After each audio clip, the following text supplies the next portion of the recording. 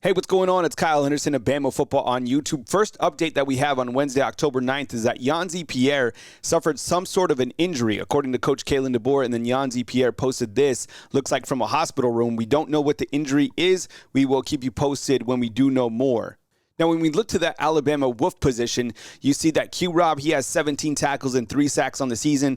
Quay Rusaw, who's been a really good player this season as a redshirt freshman, he has 13 tackles. Keanu Coate, another guy who we've seen this season at 5 tackles. A lot of depth right here, so we'll keep you posted on Yhonzae. And, of course, you have the young freshman Noah Carter, who played in the first game against Western Kentucky. Now, coming up in this video, you have Mo Linquist, who's going to talk about the Alabama defense. It's a really good interview. Also talks about this team facing adversity, but I want to talk to you about the Alabama secondary group. And what I've done right here is I've gone to Pro Football Focus and I've illustrated the players that have been targeted and how many receptions. So you could pause this to get a better look at it. But Damani Jackson, he's been targeted 17 times. He's allowed 6 receptions. Xavier Brown, the true freshman, 18 targets, 7 receptions. Jalen Mbakwe, 8 for 5. Coach Mo Linquist said that he didn't play in Vanderbilt for no particular reason, that he'll be back in action against South Carolina. Deshaun Jones, he's been targeted 6 times, allowed 3 receptions. I like those numbers, to be honest. What is more concerning is the safeties. For example, Malachi Moore, been targeted 15 times, only allowed 6. But look at this. Keon Sabb, 17 targets, and he's allowed 13 receptions.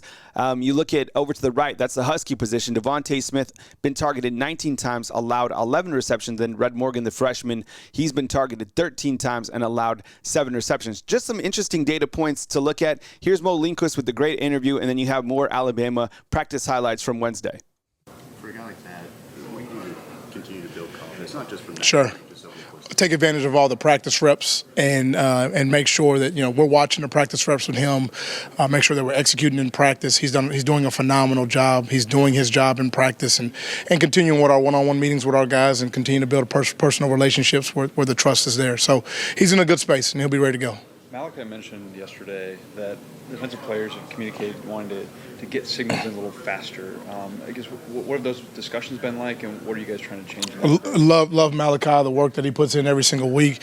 His heart is into Alabama more than anybody I've ever been around, and we're going to do everything we can to put our players in the best position to be successful and continue to learn and grow from this past game and all the games that we've had. So, that's maybe is a hot topic and a hot discussion about things, but we're trying to find every single way we can to continue to improve and grow and get better. And those are one of the things we'll continue to improve, an area we'll continue to improve in. So what are some of the coaching points this week to the defense? Well, I think when you look at what plays great defense, what are the things that you're looking for? You're talking about number one, the mindset, the attitude, the intensity, the on-the-field effort. That's a shared responsibility from everybody, coaches and players. You definitely want to stop the run always. This is a dynamic quarterback like last week that can run around. They got athletic guys on the outside, so we want to make sure that we stop the run. We want to make sure we're plugging gaps. We want to make sure that we can create negatives. We want to set great edges to the defense. Also, the vertical passing game. Although the outside receivers maybe don't have all the numbers and the targets, they're athletic, and the quarterback has the ability to push the ball down the field. They did it against LSU. They did it this past week. So we respect the vertical throw game that they have. We want to challenge the intermediate throw game. And I think situational football is another big area. We've been statistically a really a solid group on third down. That was not the case last week. A big area emphasis for us this week. Play situational football, third down, getting off the stops, getting off the field, respecting the sticks, and then red zone defense. Forcing kicks in the red zone, making sure that they're not scoring touchdowns in the red zone if they get down there when they get down there, and play really sound red zone defense. So the plan is in place, and we know what we have to do to go out and get after South Carolina, and we got to go out there and do our job. Is there a certain South Carolina player that's giving you some trouble in the film room so far? I think anytime you see a dynamic quarterback that can run and throw, as the case with South Carolina's quarterback, it's always on our minds because you have the play and then you have the extended play, which dual threat quarterbacks can create plays that extend, the 2.5 seconds of the normal play and the 2.5 to 3 seconds of the extended play. So how we handle the contain on the drop back situations of the quarterback, and then if and when he does get out, how we're handling discipline coverage on the back end, plastering our man if we're in zone, getting our eyes in the right place, and making sure that they don't create explosives off of extended plays. You mentioned eyes. Is that particularly tough when you've got to do a threat quarterback? Your guys are tempted to look Yeah, it's just discipline to do our job. We got to be disciplined with how we teach it, how we install it. Players on the field got to be disciplined to do their job and make sure that every play's got a rule and a responsibility to it, that everyone's following their rule, everyone's taking care of their responsibility, and we're putting our guys in a position to go out there and be successful. When you watch the film, how do you think the corners played this past week? I thought we battled. Some plays that I certainly think we could have played better on. They're continuing. They took the vertical shot on Zabian. He broke one up. One of them got by him. They took the one on Damani. He made a great third down stop with a back shoulder throw into the end zone there. And so they got us on some crack replace things that we got to continue to work on. And it's continued to be a work in progress where we got to learn, we got to grow. I do feel like our unit is a unit on the rise. I do feel like, Damani is in a good spot with how he's competing and how he's playing. We can always get better. We're always being extremely critical. And I think the relationships and the trust that we have do allow us to have truthful and honest and real conversations where they know that, hey, if we're giving you something, if we're critiquing you on something, we are doing it in the best interest of you being the best possible man, player, and student that you can be. So the energy is right. And anytime you go through a difficult situation, you get an opportunity to learn and grow from it. And I think that's what our opportunity is this week, to go out there and put our best foot forward, put our best football on display. Don't think we did that. I absolutely did not do that last week. And then so we get another opportunity to showcase that this week. Is there ever a point where you, before the game, in preparation, that you feel very confident that everything's? I think there's always a feeling that building up throughout the week, okay, what was Tuesday like? What was the intensity of the practice like? What was the detail in the coaching and the detail of the play? And as you go through the week, we want to continue to let our confidence grow and build going into game day, and we want to realize that confidence by demonstrated ability on game day. So I think you build your confidence through execution and reps and knowledge, having right conversations with guys. I think there really is a feeling of there's a confirmation that you have of, hey, man, we had a pretty good week of work, which you feel like practice execution can lead to game reality. When you're doing a good job in practice, those things can happen right in the game. We want to continue to earn the right to have confidence going into the game because of how we prepared throughout the week. So I think I would agree with you. There is a confidence that can get built throughout the week through execution. Has Beamer ball come up in practice at all this week?